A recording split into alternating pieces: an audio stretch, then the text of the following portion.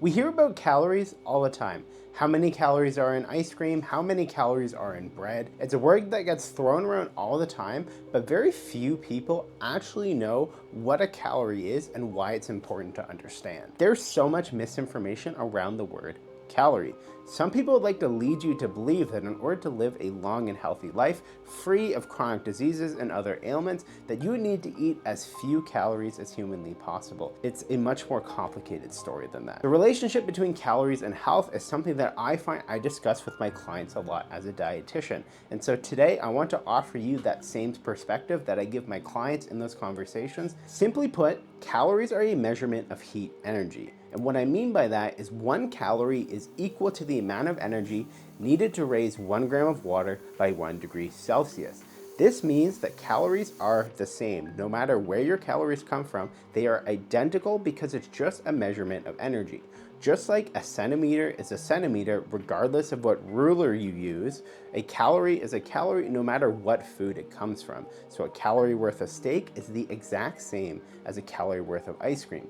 Although you're going to get very different nutrition profiles from each of these foods, the energy you get from them, assuming they're the same, is the exact same. So when someone tells you you need 2,000 calories a day or 3,000 calories a day, they're essentially referring to units of energy that you're getting from the food that you're eating.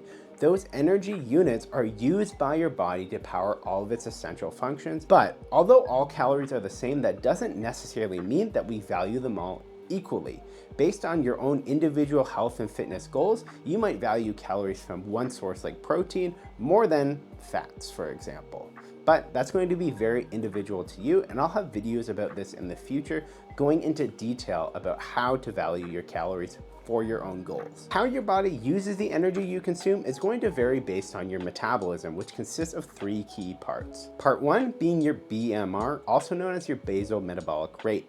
This is the amount of energy that your body needs to use just to sustain itself. So if you laid still and did absolutely nothing for a day, this is the amount of energy your body would require to do that. Your BMR is going to vary based on your height, your age, your weight, and the amount of muscle that you have. The second part to your metabolism is your exercise activity thermogenesis, which is essentially just the amount of energy that your body uses while exercising. So if you exercise a lot, this number is going to be pretty high. And if you don't exercise at all, this number is going to be essentially non-existent. But walking counts too, so this isn't necessarily going to be 0, but maybe low if you're not very active. And the third part to your metabolism is your non-exercise activity thermogenesis, which is just essentially everything else that burns calories, including blinking, moving your hands and fingers like this, or if you're somebody who twitches a lot, especially your leg, the energy used from that would fall into this category. Those 3 calories are not only going to dictate how much energy you need, but also how it gets used. If you're more active, more energy is going to be put towards activity.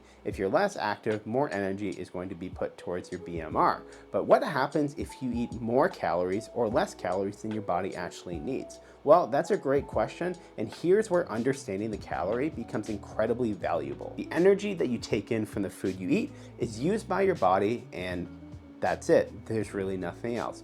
But if you consume more calories, more units of energy than your body needs in a day, it needs to do something with that. And what it does is it puts it into storage, typically in the form of fat tissue. And over time, as your body accumulates energy, if you continuously eat more calories than you need, which is usually known as a calorie surplus, then that's what contributes to weight gain. You're just storing extra energy that you get from your food for later on. On the opposite side of the spectrum, if you eat fewer calories, fewer units of energy than your body needs in a day, your body is forced to pull energy from your fat stores, which could be referred to as your energy stores. And over time, if you continuously eat fewer calories than your body needs, you end up losing weight because your body is forced to use that stored energy from your fat to fuel all of its necessary activities. So weight regulation ultimately comes down to calories in versus calories out. And if the calories in number is bigger than the calories out number, then you gain weight. If it's the other way around, the calories out number is greater than the calories in, then you lose weight. This is how you gain or lose weight. As a summary, calories are a measurement of energy. It is the amount of energy needed to raise 1 gram of water by 1 degree Celsius. Your body uses this energy in order to fuel everything it needs to do.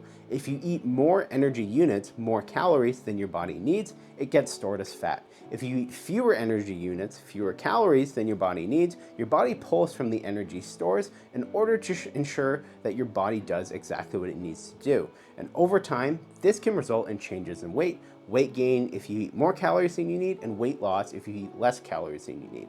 It's all an equation of energy you eat versus energy that your body actually uses. Understanding calories is the most important thing to either lose weight or gain weight. Now, how you value the calories is, again, more of a complicated story. You've got proteins, carbs, and fats, which make up the calories that you consume. And in future videos, we're going to break these down one by one so we can have a full understanding of what they do, how much we need, and when some calories are going to be more valuable than others. If you got value from today's video, drop a like and subscribe.